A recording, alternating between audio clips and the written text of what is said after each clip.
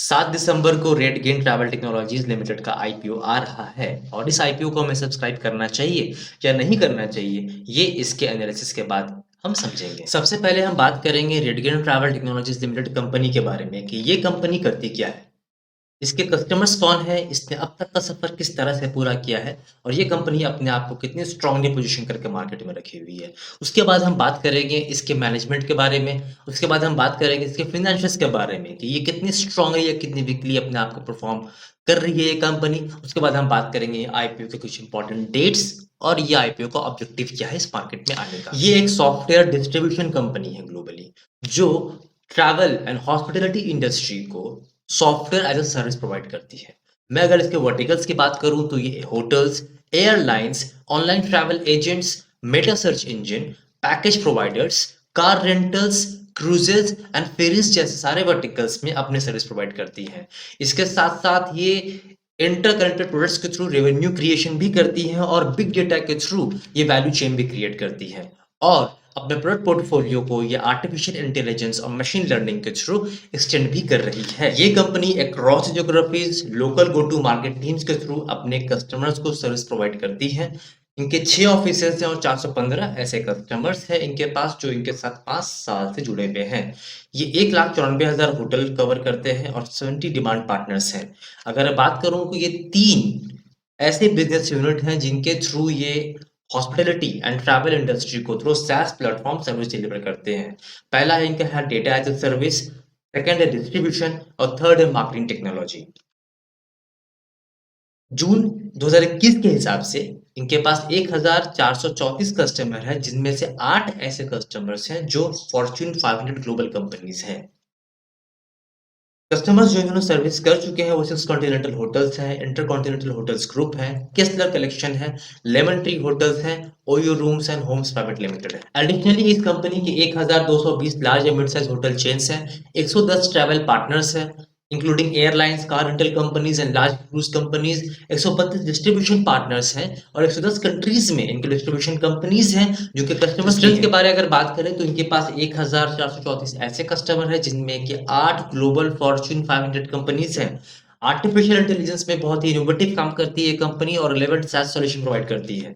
ये कंपनी के पास comprehensive portfolio है जो ट्रैवल और हॉस्पिटैलिटी इंडस्ट्री को प्रोवाइड करती है और फाइनेंशियल्स ग्रोथ फेज में एक्विजिशंस वगैरह में काफी सक्सेसफुल रही है कंपनी।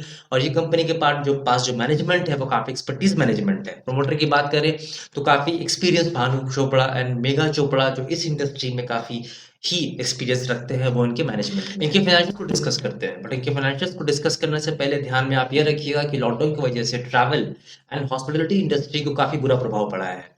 इनके आप एसेट्स देखें तो ईयर और ईयर इंक्रीज कर रहे हैं। रेवेन्यू में बीच में थोड़ा डिप हुआ है जो लॉकडाउन की वजह से, जिनकी वजह से प्रॉफिट में भी इनका अब साफ इनका नुकसान जो है वो दिख रहा है।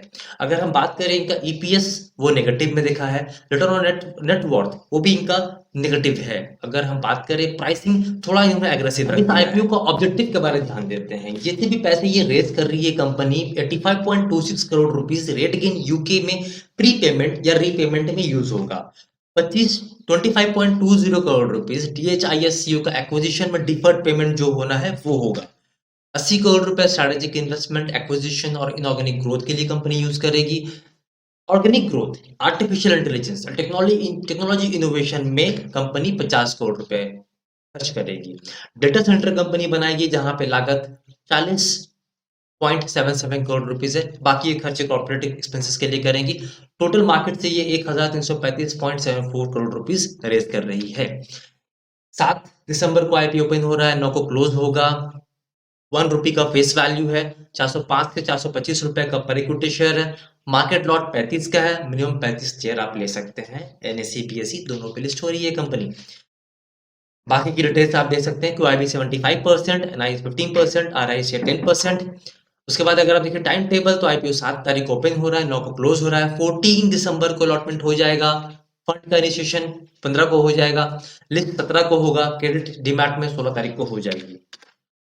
लॉट साइज होगा मिनिमम 1 लॉट 35 शेयर का होगा, मैक्सिमम 13 लॉट ले सकते हैं 455 शेयर्स के।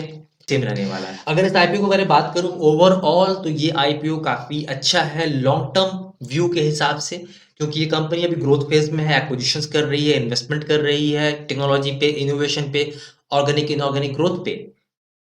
ये जो इंडस्ट्री है ट्रैवल एंड हॉस्पिटैलिटी इंडस्ट्री अभी काफ़ी कंस्ट्रेंट चल रहा है ये इंडस्ट्री।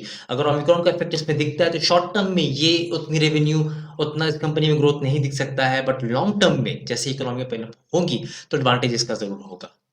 तो for long term horizon you can subscribe this IPO. For a short tenure में don't even think of it. कैसा लगा मेरा वीडियो ज़रूर बताइएगा कमेंट सेक्शन में, और आप क्या सोचते हैं, आपकी क्या राय है इस आईपीओ में ज़रूर बताइएगा। Thank you.